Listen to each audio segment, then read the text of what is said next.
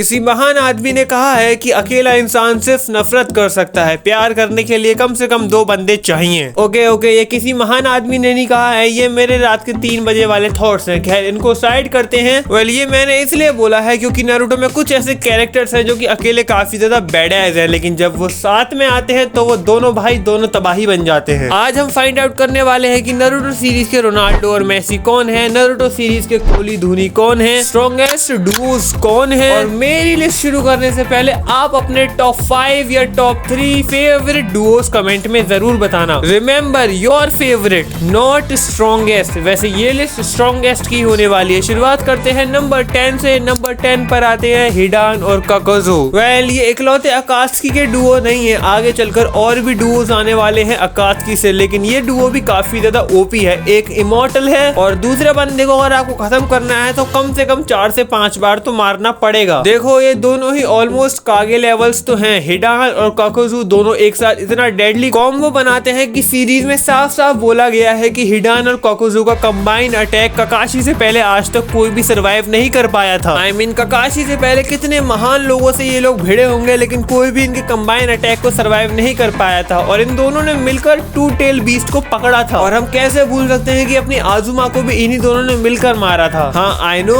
उसमें 90% काम हिडान ने ही किया था। काकाजू तो बस अपना ऑरा फार्म कर रहा था, वहां पर खड़ा हुआ था, लेकिन शिकिमारू के होते हुए भी उसके सेंसे को उसके सामने मार दिया। ये दिखाता है कि दोनों साथ में कितना डेडली कॉम्बो बनाते हैं। नंबर 9 पर आते हैं देईदारा और सासुरी। दोनों कागे लेवल हैं। बड़े आराम से देईदारा ने गारा को डिफीट किया था, हमारे काजे कागे को, और सासुरी ने भी स्ट्रॉन्गेस्ट काजे कागे, थर्ड काजे कागे को अपना पपेट बना के रखा हुआ था। दोनों की आइडियोलॉजी काफी ज्यादा डिफरेंट है। एक तरफ देईदारा है जो कि काफी ज्यादा लाउड है, काफी ज्यादा यंग है, और दूसरी तरफ सासुरी जो कि दिखने में काफी ज्यादा यंग है लेकिन वो काफी ज्यादा ओल्ड है। उसे वेट करना पसंद नहीं है, वो छोटी छोटी बातों पे इरिटेट हो जाता है। सासुरी स्ट्रॉन्गेस्ट पपेट यूजर है। इनका इतना नीचे होने का रीजन यही है कि हमने कभी इनको एज ए टीम काम करते हुए नहीं देखा। ये मोस्टली अकेले लड़ना पसंद करते थे और इसलिए, सिर्फ और सिर्फ इसलिए ये इतना नीचे है, वरना ये और ऊपर हो सकते थे। नंबर 8 पर आते हैं काइगाकू और गिनकाकू। ये दोनों स्टोन विलेज के लेजेंडरी निंजाज हैं जो कि 9 टेल को पकड़ने के मिशन पर थे, पर 9 टेल ने इन दोनों को जिंदा निगल लिया, लाइक लिटरली खा लिया। अगर इनकी जगह कोई और होता तो वो मर जाता, लेकिन ये दोनों जानवर निकले, उसी का मांस खाने लगे अंदर ही अंदर, जिसकी वजह से इनके अंदर 9 टेल का चाकरा आ गया। जिसके पास भी 9 टेल का चाकरा होता है वो कितना ओपी होता है हम सबको पता ही है। और इन दोनों का बहुत बड़ा हाथ था तोबीरामा की डेथ में, तो ये कितने स्ट्रॉन्ग है तुम इस बात का अंदाजा इसी चीज से लगा सकते हो। नंबर 7 पर स्टोन विलेज से ही डुओ आता है जो कि इनसे भी स्ट्रॉन्गेस्ट है, ए और किलर बी का। दोनों ब्रदर हैं, ब्लड से नहीं ब्लंडर से। आई मीन, ये दोनों सगे भाई नहीं है, लेकिन ये दोनों भाई बन जाते हैं क्योंकि यही एक दूसरे को झेल सकते हैं। पूरे विलेज में सिर्फ और सिर्फ किलर बी ही था जिसके पास पोटेंशियल था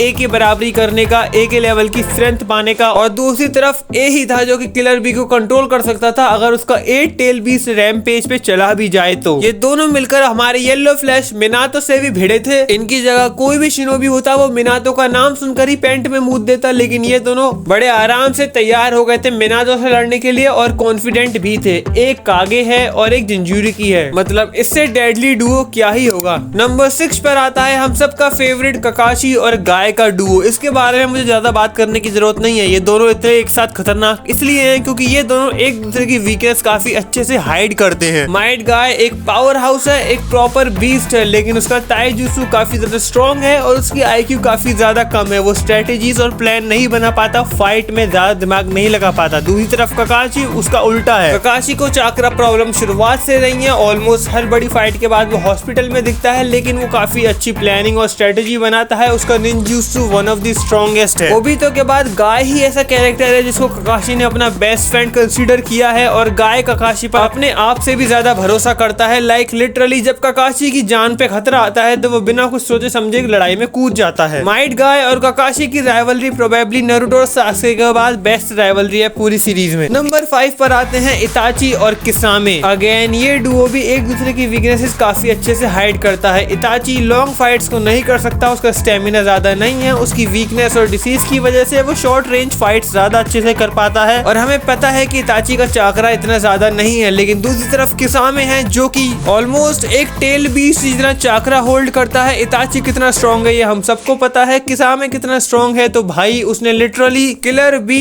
8 टेल बीस्ट को हरा दिया था। उसको हराने के लिए माइट गाय को 7 गेट ओपन करने पड़े थे, जो कि बहुत बड़ी बात है। इताची और किसामे दोनों साथ में एक बहुत ही बड़ा डेडली कॉम्बो बनाते हैं। ये दोनों इकलौते ऐसे कैरेक्टर हैं मास्टर जिराया के वो टोड वाले जुत्सु को ब्रेक करने में कामयाब हुए थे। और जब इन लोगों ने कोनोहा को इंट्रूड किया था तो माइट गाय, काकाशी, आजुमा के होते हुए भी वो एस्केप करने में कामयाब हुए थे। और वो भी इसलिए क्योंकि उस टाइम वो फाइट को अवॉइड कर रहे थे, वरना इताची ने काकाशी की हालत तो खराब कर ही दी थी। नंबर 4 पर आते हैं सेंजू ब्रदर्स, उचिहा हेटर और गॉड ऑफ शिनोबी। भाई इकलौता कैरेक्टर जिसकी रिस्पेक्ट मादरा खुद करता है वो हाशिरामा है। और तोबिरामा कितना स्मार्ट है, उसने लिटरली सारे के सारे जुत्सु इन्वेंट किए हैं ऑलमोस्ट। हाशिरामा जिसने मादरा को हराया, सभी के सभी टेल बीस्ट को अकेले पकड़ा, उसकी रॉ स्ट्रेंथ साथ में तोबिरामा जैसे जीनियस का दिमाग एक परफेक्ट डुओ बनाता है, अनबीटेबल डुओ बनाता है। पर इस अनबीटेबल डुओ को भी ये 3 डुओ हरा सकते हैं। नंबर 3 पर आता है मादरा और ओबितो का डुओ। आई नो हाशिरामा ने मादरा को कई बार हराया है, लेकिन अगर हम फाइनल फॉर्म्स की बात करें, मतलब ओबितो की स्ट्रॉन्गेस्ट फॉर्म, मादरा की स्ट्रॉन्गेस्ट फॉर्म 10 टेल वाली, तो इन दोनों का कोई मैच नहीं है। एक साइड है मादरा जिसने लिटरली 80,000 शिनोबीज को अकेले पेल दिया था, 5 कागेस को अकेले पेल दिया था। दूसरी तरफ ओबितो जो कि काकाशी, माइट गाय, हमारे 6 स्ट्रॉन्गेस्ट डुओ प्लस नारुतो, तीनों से एक साथ फाइट करता है और उनके मुंह पे बेइज्जती कर देता है कि ये तीनों मिलकर, ये 2 कौड़ी के निंजास मुझे हराना तो दूर की बात है, they can't make me sweat. वो तो नारुतो ने अपना टोकनो जुत्सु यूज कर लिया, जिसकी वजह से ओबितो ने मादरा को बिट्रे कर दिया। लेकिन अगर वो बिट्रे नहीं करता तो ये दोनों Duos literally strongest Duo of all time होते। नंबर 2 हागुरोमो और हामुरा। काफी नारुतो फैंस इनको जानते भी नहीं होंगे जिन्होंने रील से नारुतो देखा है। तो ये दोनों कागुया की औलादे हैं। हाँ, वही 10 आउट ऑफ 10 बैडी जो कि लिटरली गॉडेस है। कागुया कितनी स्ट्रॉन्ग है ये हम सबको पता है भाई। वो लिटरली सभी के सभी नारुतो कैरेक्टर्स को एक्सेप्ट जो नंबर 1 पर डुओ है उनको छोड़कर सभी के सभी नारुतो कैरेक्टर्स को अपनी उंगलियों पर नचा सकती है। और इन दोनों ने मिलकर उस कागुया को सील किया था। हागुरोमो पहला 10 टेल जिंजुरी की था और अपने प्राइम में वो मादरा जैसे हजारों शिनोबीज को पेल सकता था बड़े आराम से। हागुरोमो के पास लिटरली अपने प्राइम में नारुतो से भी ज्यादा चाकरा था। नंबर 1 हम सबका फेवरेट डुओ एक उचिहा और एक उजुमाकी अगर साथ में आ जाते हैं तो वो लिटरली गोटेड डुओ बन ही जाते हैं। मैं बात कर रहा हूँ नारुतो और सास्के की। और क्या मुझे लिटरली ये एक्सप्लेन करने की जरूरत है कि हमारे 2 मेन कैरेक्टर स्ट्रॉन्गेस्ट क्यों हैं? ऑफ कोर्स वो स्ट्रॉन्गेस्ट हैं। मतलब अगर कोई ये बोलता है कि नारुतो सास्के दोनों स्ट्रॉन्गेस्ट डुओ नहीं है नारुतो सीरीज में, तो मैं बता रहा हूँ बिना देखे चप्पल उठा के उल्टे पैर भाग जाना, ऐसे भूतों से दूर ही रहना। ये लोग वही लोग होते हैं जो यूट्यूब पे सर्च करते हैं complete Naruto stories in 10 minute. खैर चलिए, ये वीडियो इतनी ही थी। इस वीडियो को लाइक करना मत भूलना, चैनल को सब्सक्राइब करना मत भूलना। Thank you so much for all your love. मुझे इंस्टाग्राम पर जाके भी प्लीज सपोर्ट करो।